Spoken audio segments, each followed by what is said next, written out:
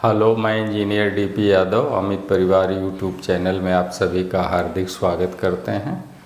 हम लोग बहुत महत्वपूर्ण प्रश्न मैथ्स के लेकर आए हुए हैं, जिसमें आप पढ़ रहे हैं लाभ हानि, प्रॉफिट एंड लॉस हम लोगों का चल रहा है। तो उसमें बहुत ही इम्पोर्टेंट एंड सेलेक्टेड क्वेश्चन हम लोग लिए हैं। मैथ्स और ये है आपकी लाभ हानि। ये हम लोगों का इससे पहले भी एक वीडियो बन चुका है। ये दूसरा वीडियो लाभ हानि पर आपका चल रहा है। मैथ में लाभ हानि और ये आपका है प्रतियोगी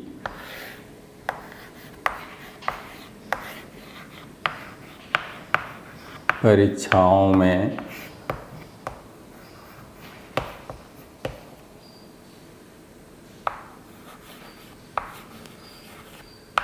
पूछे गए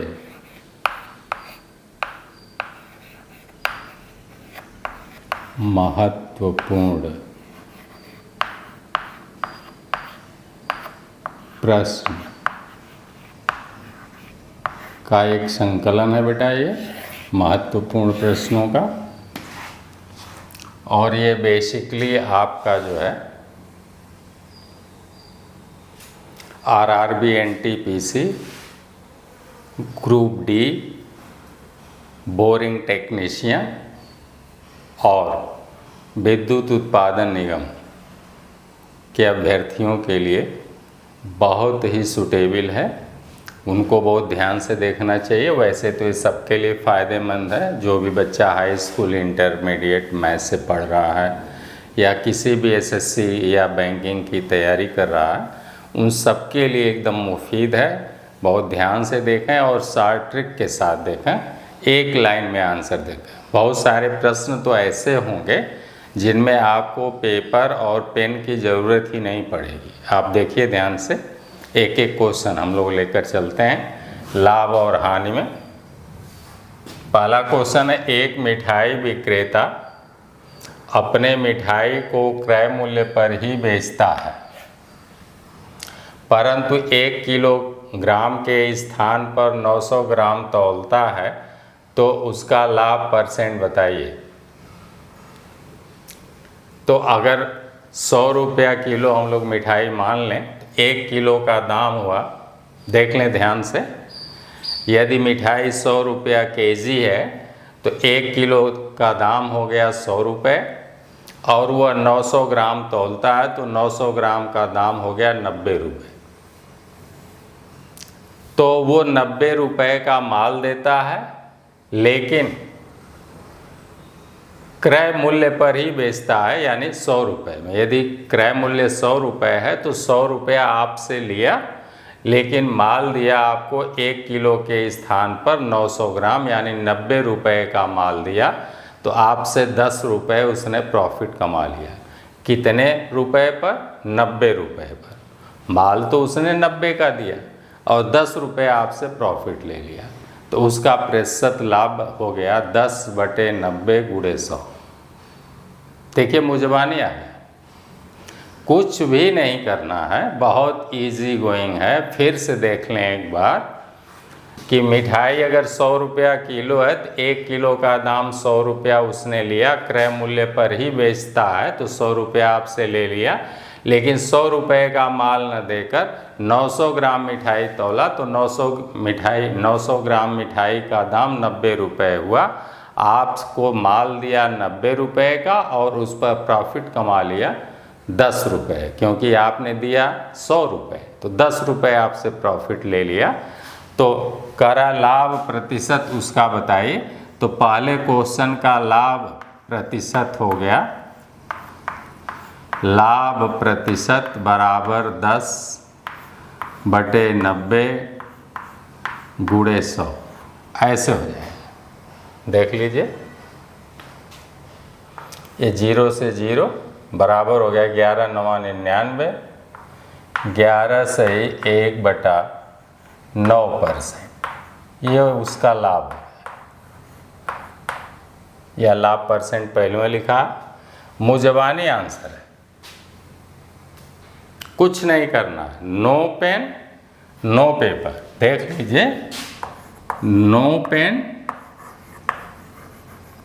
नो पेपर है कि नहीं। बिना पेन और पेपर के आपका पहला क्वेश्चन हल हो गया। कोई भी लड़का लिखेगा 10 गुणे 100/90, 0 0 9 से भाग दे देगा 100 में, 11 9 99, यानी 11 से 1/9। ओरली एकदम आपका जो है मुजबानी एकदम आंसर आ गया। मैं तो लिख कर बता रहा हूँ भैया, जिन बच्चों का कॉन्सेप्ट क्लियर होगा उनको ये लिखने की भी ज़रूरत नहीं पड़ेगी। पहला आंसर आ गया, 11 सही 1/9%। ये पहले का आंसर आ गया। अब हम लोग चलते हैं क्वेश्चन नंबर 2 पर।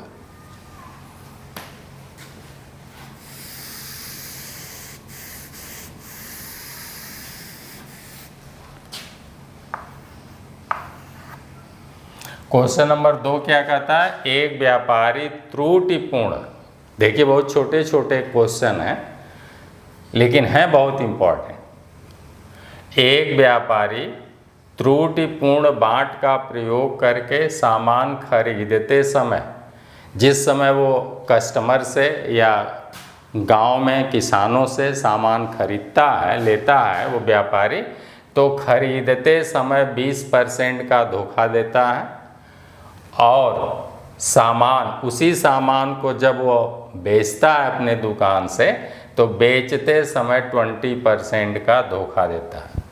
इसके माने मतलब हुआ क्या कि त्रुटिपूर्ण बाट का प्रयोग करके खरीदते समय 100 रुपये के जगह पर वो 120 रुपये का सामान आपसे ले लेता है।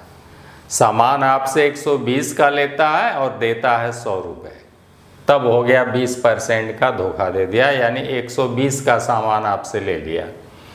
और उसी तरह से सामान बेचते समय 20% का धोखा देता है सामान आपको 100 रुपये का, लेकिन आपसे ले लेता है 120 रुपये।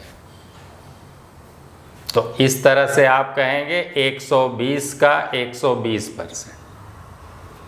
यहाँ भी 100 रुपये का सामान आपसे लेना था, लेकिन उसने आपसे ले लिया 120 रुपये का सामान, और यहाँ देना था उसे जो है 120 रुपये का सामान, लेकिन सामान दिया आपको 100 रुपये का और आपसे पैसा लिया 120 रुपये। तो इस तरह से आप लिखेंगे, यहाँ 20% का धोखा दे रहा है और 20% का धोखा यहाँ भी दे रहा है। तो आप दूसरे वाले क्वेश्चन को ऐसे भी लिख सकते हैं, देखें ऐसे भी लिख सकते हैं, 120 का 120%, ऐसे लिख सकते हैं, बराबर 120 गुणे 120/100।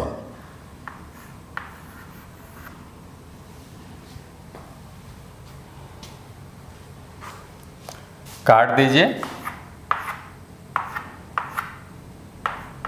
12 12 144।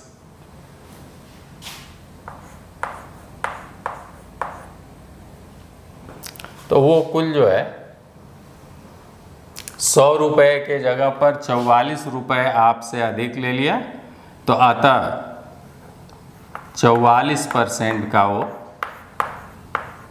लाभ लेता है। ये आपका आंसर है।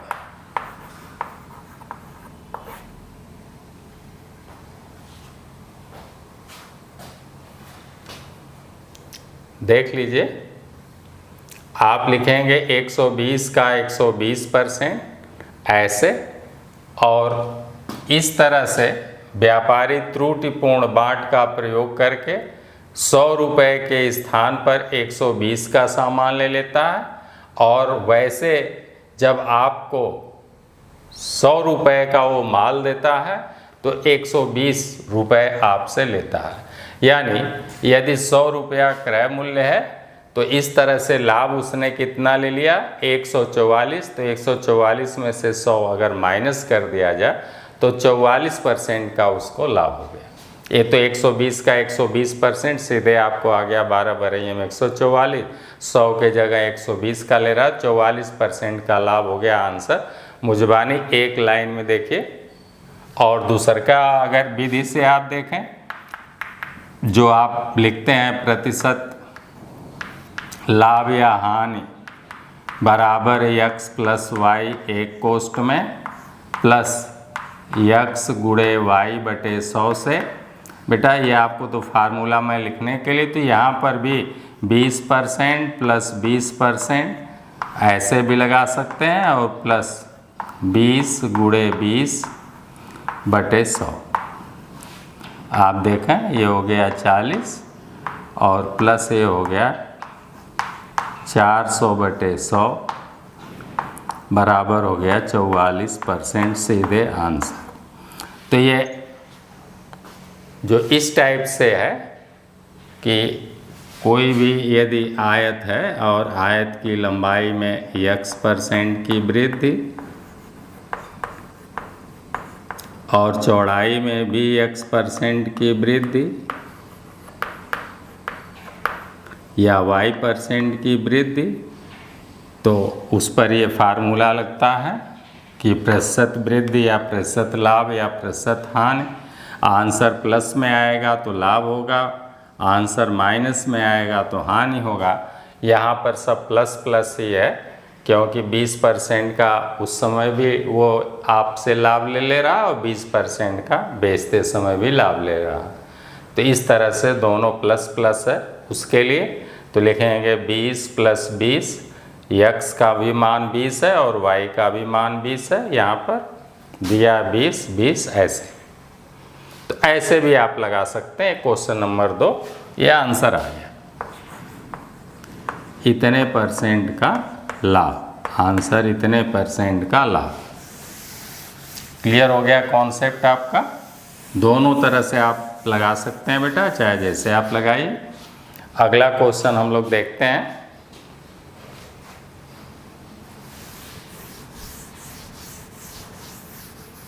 क्वेश्चन नंबर 3 बहुत इजी सारे प्रश्न आपको लगेंगे जब आप का कॉन्सेप्ट क्लियर हो जाएगा। क्वेश्चन नंबर 3 हम लोग देखते हैं।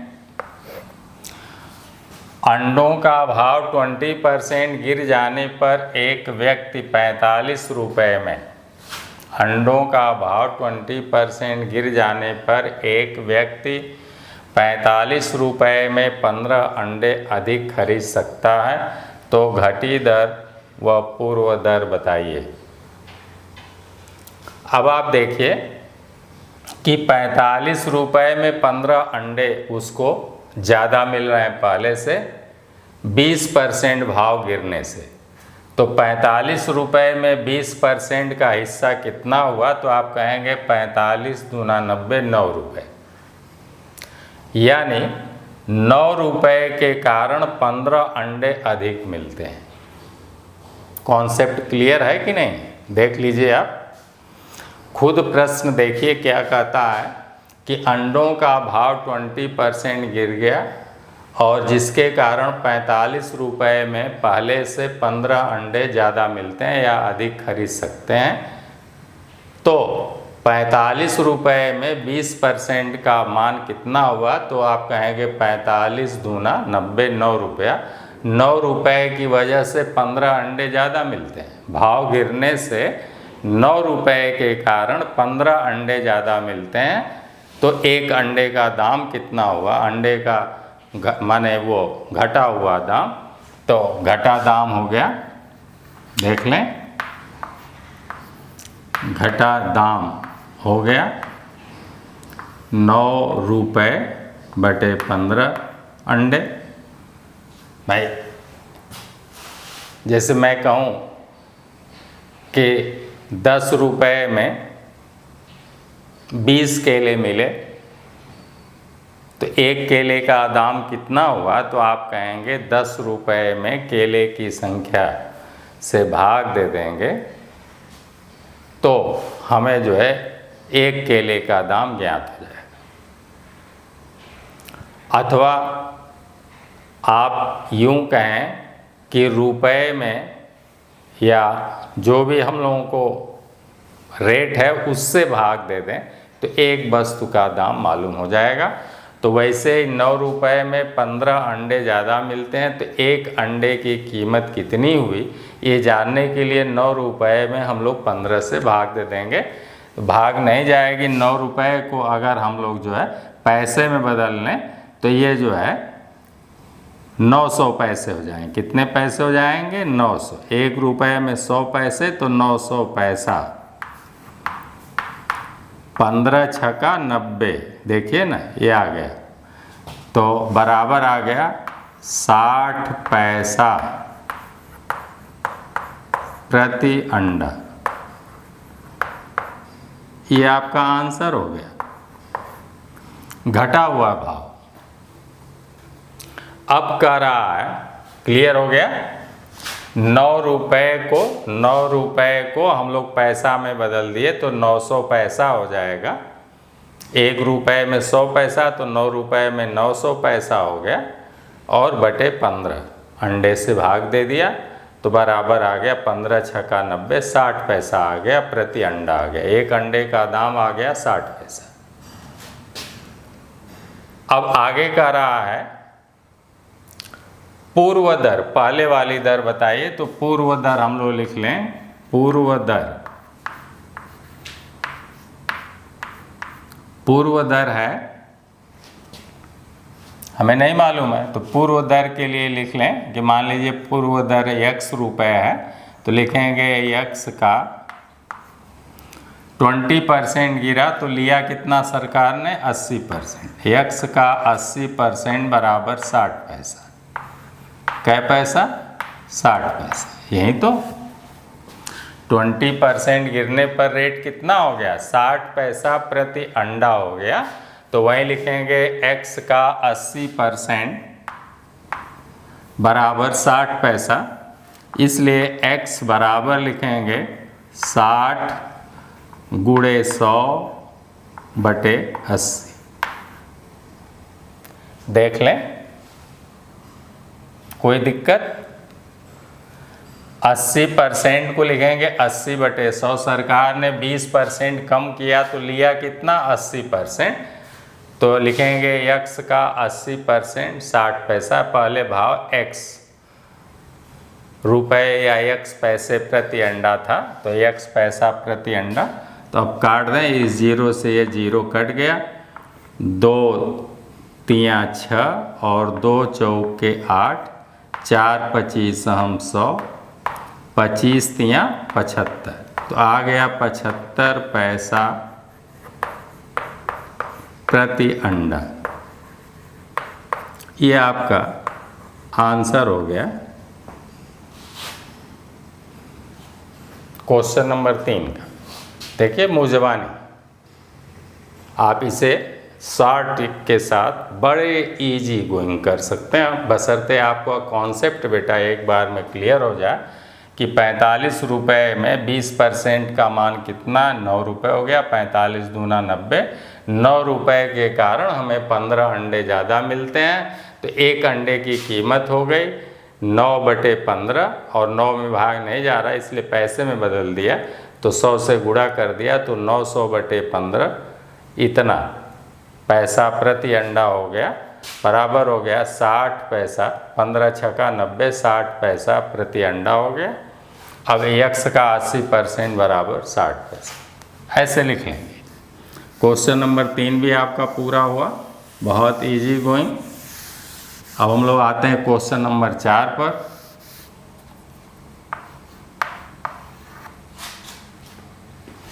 क्वेश्चन नंबर 4 क्या कहता है? 4 कहता है एक व्यापारी चाय पर 4% हानि का दावा करता है, परंतु वह तौलने पर 1 किलोग्राम के स्थान पर 840 ग्राम का बाँट प्रयोग करता है तो उसका लाभ या हानि प्रतिशत बताइए। एक व्यापारी चाय पर 4% हानि का दावा करता है। चाय यदि 100 रुपया किलो है तो 4% हानि का दावा करता है, यानी वो जो है 96 रुपये किलो बेचने का दावा कर रहा है कि हम 4% घाटा सहकर और 96 रुपया किलो बेच रहे हैं, और 1 किलो का 96 रुपया उसे ले रहा है, लेकिन आपको दे रहा है 840 ग्राम का बाँट प्रयोग करता है, यानी 84 रुपये। अगर 100 रुपया किलो चाय है तो मान लेते हैं आपके जानने के लिए, बकिया तो हम तो अपना दिमाग में ही मान लेंगे, तो आप भी अपने दिमाग में मान लें कि माना चाय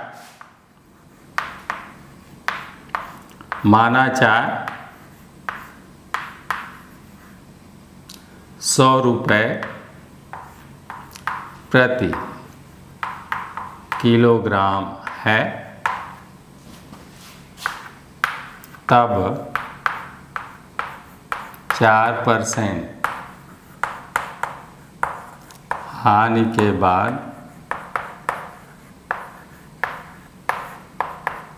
96 में बेचता है, 96 रुपये में बेचता है।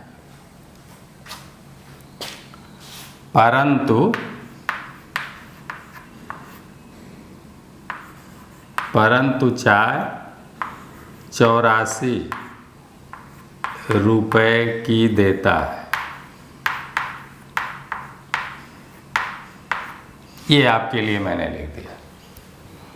बकिया तो ये सब मुँह ज़बानी आपके दिमाग में कॉन्सेप्ट क्लियर हो जाएगा, तो आने लगेगा कि 4% हानि पर बेचता है तो 100 में से 4 रुपये निकाल देंगे, 100 में जो मान होता है वही प्रतिशत मान होता है, तो यानी 96 में बेचता है। 96 रुपया लिया, लेकिन 1 किलो न तौल के 840 ग्राम तौलेगा, तो 840 ग्राम का दाम हो जाएगा 84 रुपये सीधे। 100 रुपया किलो है तो 840 का हो गया 84 रुपये। तो माल दिया हमको वो 84 रुपये का देता है। तो लाभ हो गया आपका, लाभ देखिए तो लाभ बराबर हो गया 84 रुपये और 96 रुपये आपसे ले लिया, तो 84 6 90 6 96, लाभ हो गया 12 रुपये। अब लिखेंगे लाभ प्रतिशत बराबर 12/84, और किसी भी भिन्न को प्रतिशत में बदलने के लिए, किसी भी भिन्न को प्रतिशत में बदलने के लिए कितने से गुणा करते हैं? 100 से गुणा कर देते हैं, 100 से गुणा कर देते हैं। अब इसको काट लेंगे तो आंसर आ जाएगा 14 सही 2/7% आना चाहिए। देख लीजिए, काट दीजिए।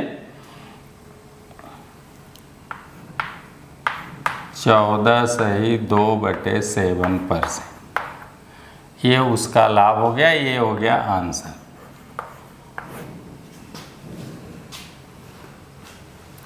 अब हम लोग चलते हैं क्वेश्चन नंबर 5 पर।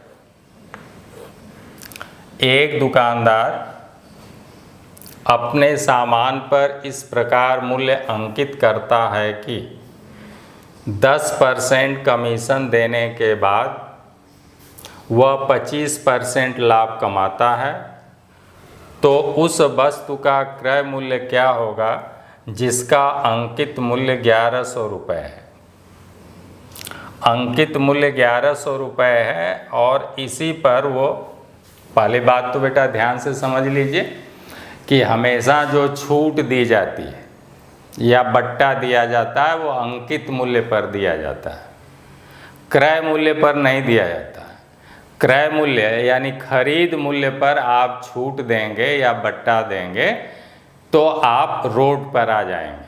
100 रुपये का सामान आपने खुद खरीद रखा है और उस पर आपने छूट अगर 10% का दे दिया, यानी 90 में बेच दिया, तो 10 रुपये का घाटा हो गया। ऐसे ही सारा सामान दुकान का आप बेचते रहेंगे तो एक दिन वो आ जाएगा कि आप जो है खाने को मोहताज हो जाएंगे और सड़क पर आना पड़ेगा, फुटपाथ पर आ जाएंगे, दुकान बंद हो जाएगी, कहने का मतलब। तो इस तरह से हमेशा छूट या बट्टा जो है अंकित मूल्य पर दिया जाता है। आप खुद देखते होंगे कि आपके रेडीमेड जो गारमेंट्स होते हैं या कपड़े जो थान के होते हैं उस पर व्यापारी मूल्य अंकित कर देता है। तो उसी को देखकर जो है जो कपड़े हम लोगों को दिखाते हैं या जो सेल्समैन होते हैं वो लोग जो है उसका दाम जो है पढ़कर बता देते हैं कि भाई ये पैंट शर्ट इतने का है, इतने रुपए मीटर है। तो व्यापारी क्या करता है, अपना खरीद मूल्य प्लस उस पर अपना प्रॉफिट और जितना खर्चा आया वो सब जोड़कर और प्लस अपना प्रॉफिट जोड़कर दाम अंकित करता है। तो वो हो गया अंकित मूल्य। अब उसी में जितना वो बढ़ाकर अंकित किया है उसी में से जो वो छोड़ेगा, नहीं तो फुटपाथ पर आ जाएगा। तो इस तरह से आइए देखते हैं हम लोग।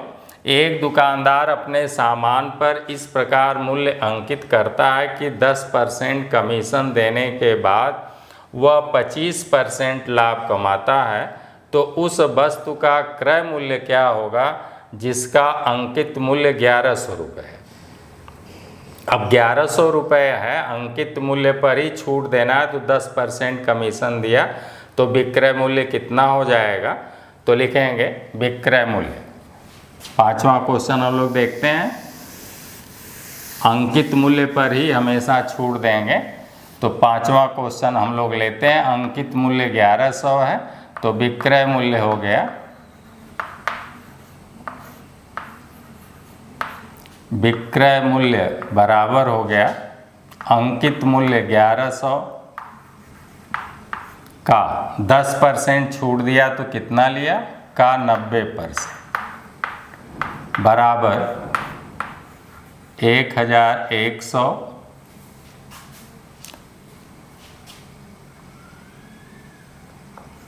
गुणे 90% को 90/100 कर देंगे, ऐसे काट देंगे।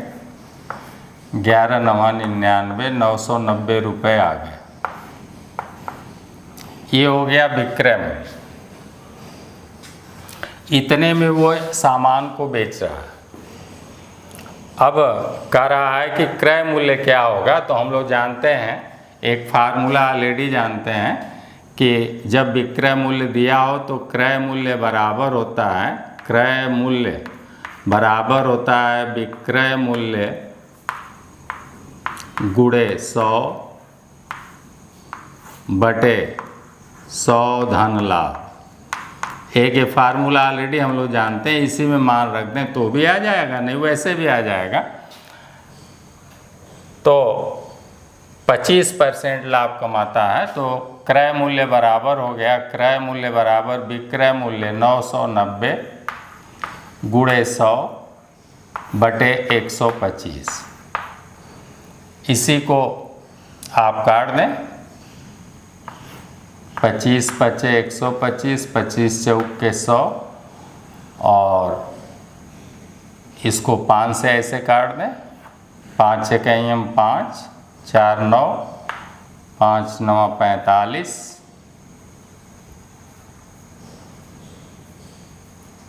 4 9, 5 8 40 ऐसे काट देंगे। 8 4 32 ऐसे जो है आप गुणा कर लेंगे तो आंसर आ जाएगा 792 रुपये। कितना आ गया 792। देखिए आ रहा है कि नहीं आ रहा है।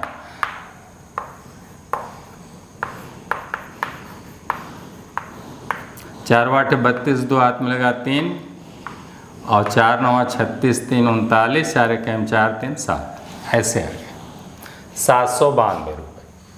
तो यही प्रश्न पूछ रहा था कि क्रय मूल्य क्या होगा। ये क्रय मूल्य पूछ रहा था तो हम लोगों ने क्रय मूल्य ज्ञात कर लिया कि क्रय मूल्य बराबर विक्रय मूल्य गुणे 100/100 धन लाभ। ये आपको लिखाया जा चुका, बताया जा चुका। और नहीं तो दूसरे ढंग से कहिए, उस तरह से आपको बता दें, दूसरे तरीके से बता दें। अगला क्वेश्चन हम लोग देखते हैं। अच्छा छठा आप देखते हैं। एक व्यापारी को अपने सामान पर क्रय मूल्य से कितने % मूल्य अधिक अंकित करना चाहिए कि 10% छूट देने के बाद उसे 26%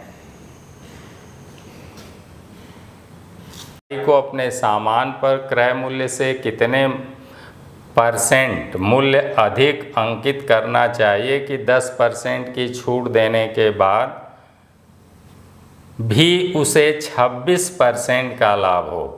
तो क्रय मूल्य नहीं मालूम है। छठे क्वेश्चन में आते हैं हम लोग। छठा क्वेश्चन देखते हैं।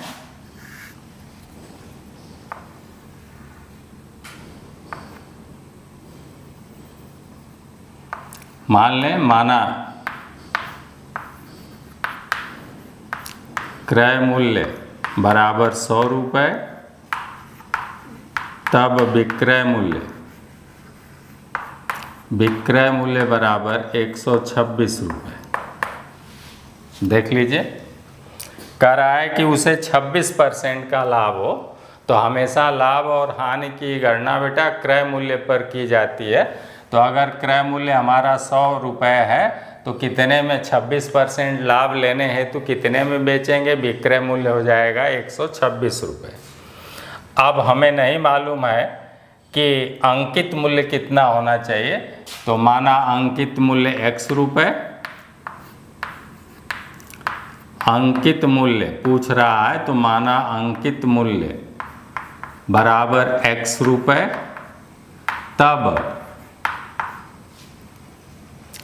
तब लिखेंगे x का 90%, 10% की छूट देता है। ये लिखा है 10% की छूट देता है, तब हो जाएगा x का 90% बराबर 126 में बिकना तय। हमें 26% का लाभ लेने के लिए उस वस्तु को चाहे जितना 10% की छूट दें चाहे 20% की छूट दें, लास्ट में वो बिकेगी कितने में? 126 में बिकेगी। तो अगर 10% का छूट देंगे, हमेशा अंकित मूल्य पर छूट दिया जाता है। अंकित मूल्य को x रुपया मान लिया, तो इसी अंकित मूल्य पर छूट दिया 10% का, तो लिया कितना? 90%। और 90% की वैल्यू कितना है? बेचने वाले मूल्य 126 रुपये के बराबर है। तो हम लोग लिखेंगे x का 90% इज इक्वल टू 126, ऐसे लिख लेंगे। क्लियर हो गया? तो अब इसी को हल कर लेंगे तो लिखेंगे x बराबर हो जाएगा 126 गुणे 100 बटे बेटा 90। ऐसे काट लेंगे, 0 से 0 काट लेंगे और इस तरह से इसका आंसर आ जाएगा 140। देखिए काट लीजिए।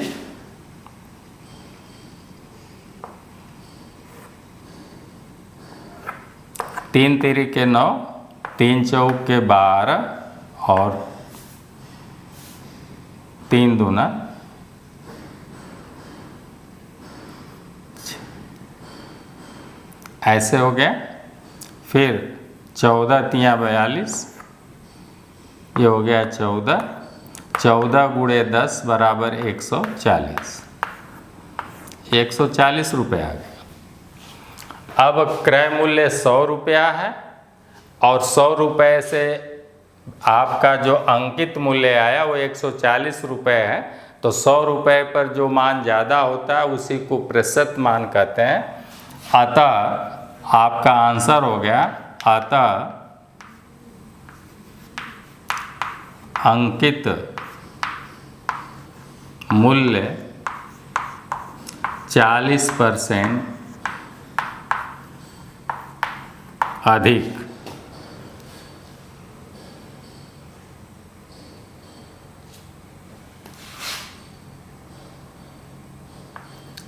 अधिक होगा। यह आपका आंसर होगा। 100 रुपया क्रय मूल्य है और अंकित मूल्य आ गया 140। तो 100 से कितना ज़्यादा है? 40 रुपये। तो 100 में जो मान होता है वही प्रतिशत मान कहलाता है, इसलिए डायरेक्ट हो गया 40%। तो छठा भी क्वेश्चन आपका पूरा हो गया। अब हम लोग 7वां क्वेश्चन देखते हैं।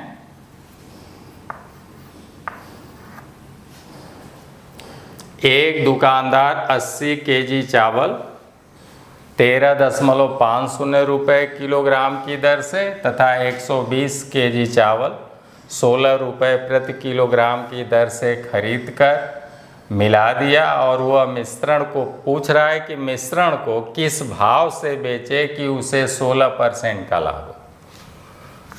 तो लिखेंगे हम लोग 200 केजी 80 और 120 केजी कितना हो गया, दोनों जोड़ देंगे तो 200 केजी हो जाएगा।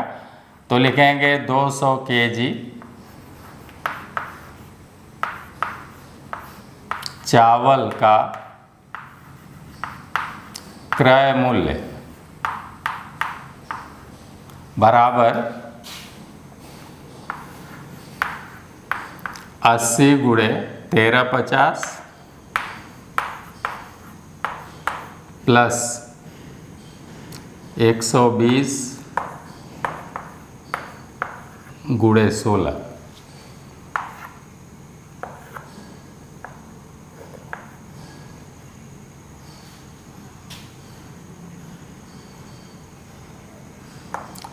सोलह सुनाई हम सोलना हो गया, 16 दूना 32 के 2 हाथ में लगा 3 और 16 का 16 3 1920 ये आ गया और प्लस ये हो जाएगा आपका 1080 ये आ जाएगा। देखिए इतना आ गया, ये ऐसे हो जाएगा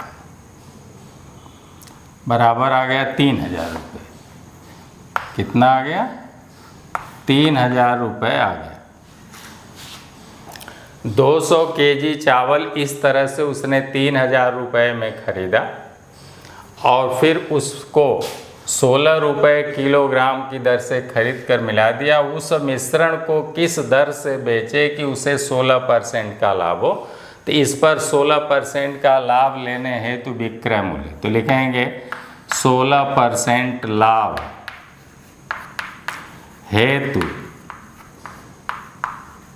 विक्रय मूल्य बराबर 3000 का 116%, बेटा डायरेक्ट ज्ञात कर लें, बराबर हो जाएगा 3000 गुणे 116/100।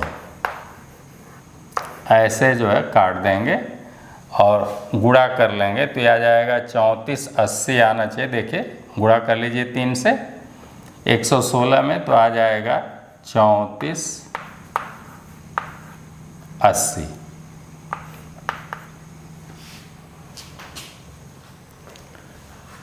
अब इतने में वो बेच रहा है कुल कै किलो चावल, 200 केजी चावल। तो विक्रय मूल्य प्रति किलोग्राम हो गया, विक्रय मूल्य प्रति किलोग्राम बराबर 3480/200 केजी बराबर आ गया 17। इसको काट लें, देख लें तो आ जाएगा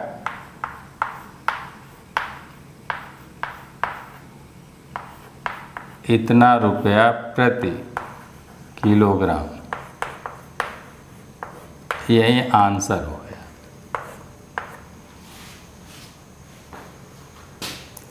सातवां क्वेश्चन ऐसे हो गया, 200 केजी 80 और 120 मिला दिया तो 200 केजी का दाम हो गया कुल 3000 रुपये और इसी पर इतना क्रय मूल्य है, इसी पर 16% लाभ लेने हेतु तो 3000 का 116% सीधे ज्ञात कर लें, 3480 रुपये आ गया। अब 3480 रुपये में कुल चावल बेच दिया 200 किलो, तो 1 किलो का दाम कितना हुआ, तो 3480 रुपये में 200 किलोग्राम से भाग दे देंगे तो आ जाएगा 17.40 रुपये। अतः वह 17.40 रुपये प्रति किलोग्राम की दर से बेचेगा तो उसे 16% का लाभ हो जाएगा, उसे 16% का लाभ हो जाएगा। लेकिन हम लोगों ने 116% सीधे ज्ञात किया, तो 16% का लाभ लेने हेतु उसे कितने में बेचना चाहिए? उसे बेचना होगा 17 रुपये 40 पैसा प्रति किलोग्राम। कॉन्सेप्ट क्लियर हो गया? अगला क्वेश्चन हम लोग चलते हैं, 8वां क्वेश्चन देखते हैं। 8वां क्वेश्चन हम लोगों का कहता है कि एक व्यक्ति घोड़ा 4800 यानी 4800 रुपये में व बकरी 800 रुपये में बेचे तो उसे कुल 12% का लाभ होता है। यदि तो विक्रय मूल्य हो गया 5600 रुपये, 4800 और 800 कुल कितना हो गया? 5600 रुपये। विक्रय मूल्य 5600, कुल विक्रय मूल्य यहाँ लिख लें कुल, आपके समझने के लिए बकिया हमें तो दिखाई दे रहा है 48 8 5600 हो गया, तो कुल विक्रय मूल्य बराबर हो गया 4800 प्लस 800 बराबर 5600 रुपये, और 12% उसे जो है लाभ होता है। बेचे तो उसे कुल 12% का लाभ होता है। तो क्रय मूल्य लाभ बराबर दिया है, लाभ बराबर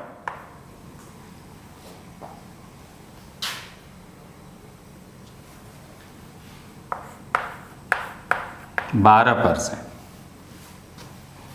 तो हम लोग क्रय मूल्य ज्ञात कर लें। जब विक्रय मूल्य दिया रहता है तो क्रय मूल्य बराबर होता है, क्रय मूल्य बराबर होता है विक्रय मूल्य। अभी आपको लिखाया गया 5600 गुणे 100 बटे 100 धन लाभ यानी 112 काट देंगे, बराबर आ जाएगा 5000 रुपये। देखिए आ गया।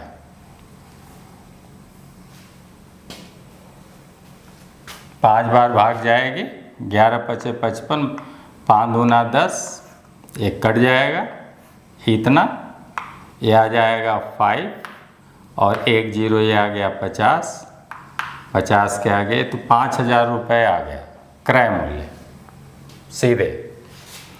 अब कहता है घोड़ा 3900 में, यदि घोड़ा 3900 में बकरी क्रय मूल्य पर बेची जाए तो कुल पर 10% की हानि होती है। तो लिखेंगे 10%, अगली शर्त के अनुसार 10% हानि पर विक्रय मूल्य, विक्रय मूल्य तब कितना हो जाएगा? विक्रय मूल्य हो जाएगा 5000 का 90% बराबर 90/100 काट दें तो ये 0 0 कट जाएगा और हो जाएगा 5 9 4500, तो ये आ गया 4500 रुपये आ गया। 10% हानि पर विक्रय मूल्य 4500 रुपये है और इस 4500 में से कह रहे हैं घोड़ा 3900 में और बकरी क्रय मूल्य पर बेची गई, तो बकरी का क्रय मूल्य लिख लें।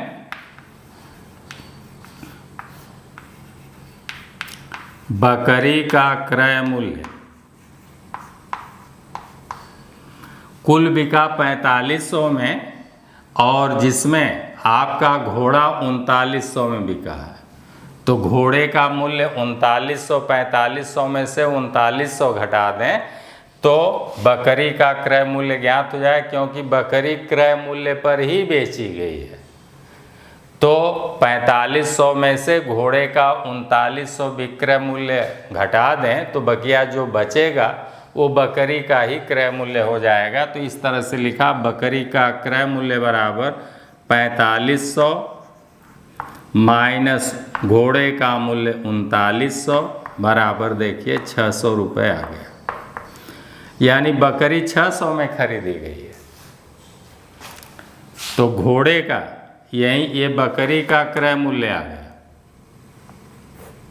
ये आ गया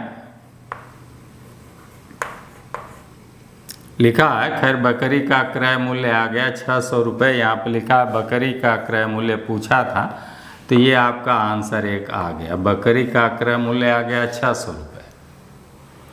अब कह रहा है घोड़े का क्रय मूल्य बताइए, घोड़े तथा बकरी का। तो अब घोड़े का क्रय मूल्य लिख लेंगे, लिखेंगे घोड़े का क्रय मूल्य। कुल 5000 क्रय मूल्य आया। ये देखिए 5000 क्रय मूल्य आया। 5000 में से बकरी 600 की है, तो घोड़ा कितने का हो गया? तो लिखेंगे 5000 माइनस 600 बराबर 4400। 4400 रुपये का घोड़ा था। ये घोड़े का क्रय मूल्य आ गया, ये आंसर आ गया।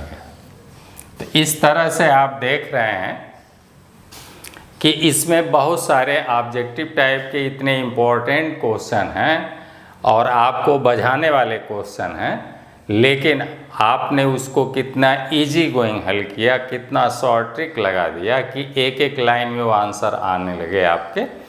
तो इस तरह से सारे महत्वपूर्ण क्वेश्चन आज के हमारे यहीं समाप्त होते हैं। और आपने देखा कि बहुत सारे इसमें ऐसे भी हमारे प्रश्न थे जिसमें बिना पेन और बिना पेपर के भी उसे आप अपने माइंड में ही सॉल्व करके और 4 विकल्प में कौन सा आंसर मैच कर रहा है उसे आप मैच करा देते। तो धीरे धीरे हम लोग प्रैक्टिस करेंगे तो ऐसे भी महारत हम लोगों के माइंड में आ जाएगी कि बिना पेपर के और बिना पेन के हम उसे हल कर सकते हैं। तो आज का वीडियो यहीं समाप्त करते हैं, फिर हम लोग अगले वीडियो में मिलेंगे, कल मिलेंगे। तब तक के लिए आप लोगों को ढेर सारी मंगलमय शुभकामनाएं। धन्यवाद।